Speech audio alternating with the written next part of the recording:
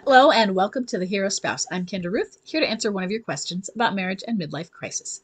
Today we have a left behind and forward moving spouse with a bomb drop of January 31st, 2023, and a date of marriage of 2011. She has a low energy wallower who also lives at home.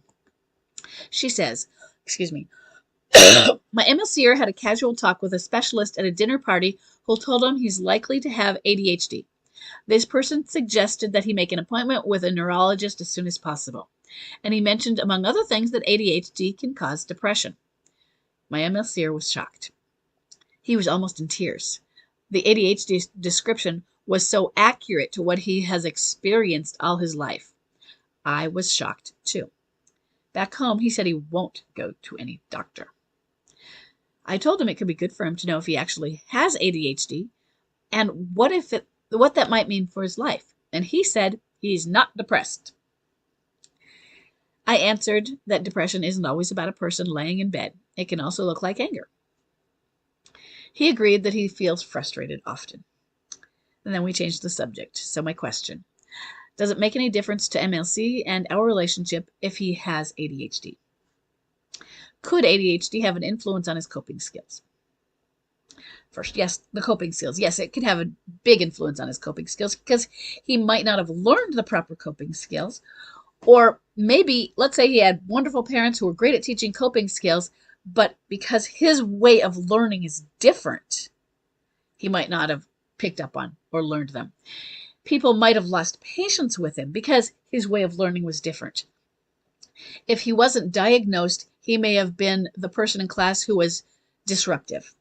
And they just thought he was a bad kid, or they just thought he was a goofy kid. They just thought he was running around, and they thought that he was not in control.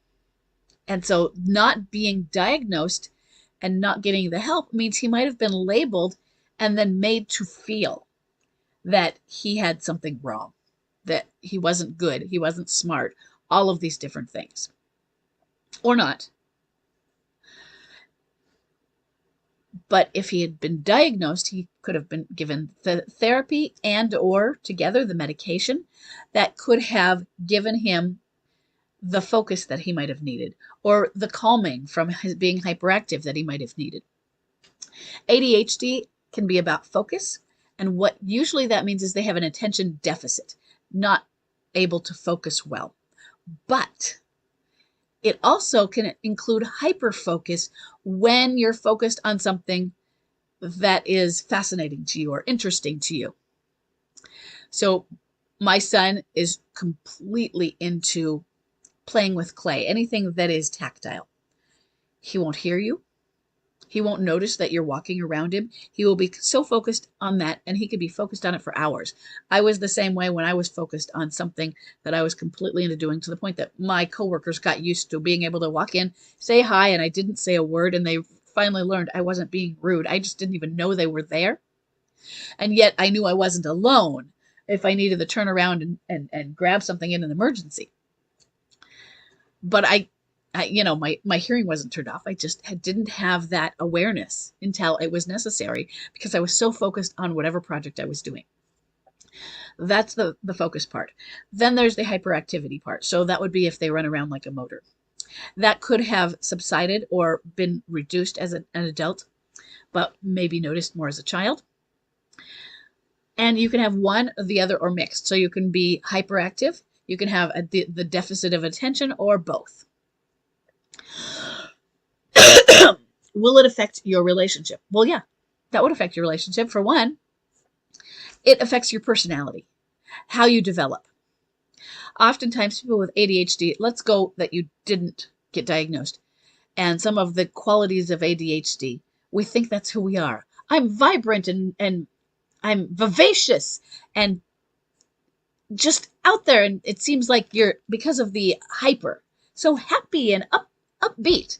I have often described myself as unipolar, even though, as the expert said, depression can go with it. It doesn't have to. I've described myself as unipolar as a joke. I'm just always high, naturally high.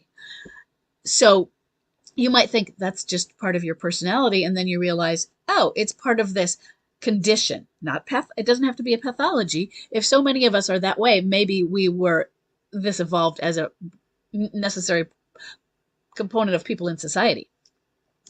But there are some things that it helps if we can rein in the energy, because you need to be able to at sometimes sit in your classroom and pay attention, not only for yourself, but because it's distracting the others around you.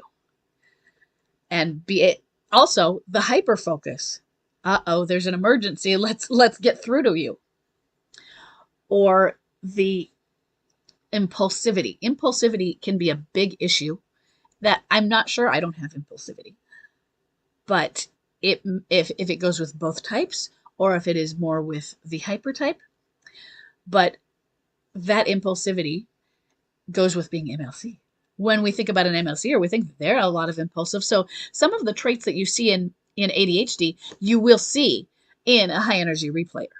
Of course, you're looking at a low energy wallower, but you're still going to see some of those things, the impulsivity, you've been dealing with some infidelity, some emotional affairs. So I'm unsure if the other alienators, where that is with that, and some of the other things that have been going on. So is it comorbid? Is it MLC? Is it ADHD and not MLC? It's probably somebody who's ADHD, if he is that, who's going through a midlife crisis. But how does that influence it? Or does it enhance it because he already had those things going on? I don't really have answers to those questions. What I recommend for you is, first thing, he's not going to go to a doctor. And if he does, bonus. But you aren't going to get it. Sometimes he has the right. You have the right of wife. Sometimes you don't. He's at home, but too much pushing, too much nagging. He's not depressed. I don't need to figure it out. It's not about me. It's not none of your business. Blah blah blah.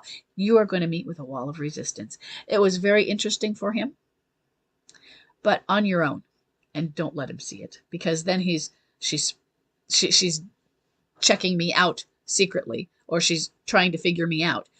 You can get books on adult ADHD and learn about it, or read about it online, or go to YouTube and listen to lectures or podcasts, that sort of thing. I just wouldn't let him see it. And then if he does and asks a question, you might have some answers. If he does become curious, but if he saw that you were reading a book about ADHD and he knows it's not for you or your kids and you don't have them yet, then he'd know, oh, she's trying to check up on me. She's trying to fix me. And that might make him more resistant again. So I wouldn't bring it up to him. And yeah, things could be helped if he would get a diagnosis and then find out what kind of help there might be for that. But if he's not going to do it, he's not going to do it. And unfortunately, that's the thing that we accept. And hopefully, as he goes through his journey, he will come to a place where he is more interested or willing or curious about that. Because ADHD, hey, it has some great qualities. There are challenges. There definitely are challenges, but there are great qualities with ADHD that go along with it. And maybe that is the way that he will get in, is, find out why you're like this. It's an ADHD quality, and isn't that positive? And hasn't that given you the skills that have gotten you to where you are today? Sure, these pieces of it have given you a challenge as well, but without that, you wouldn't be where you are.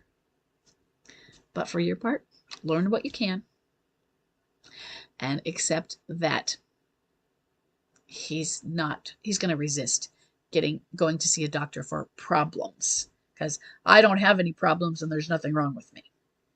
Okay. Sorry, but that's kind of an MLC.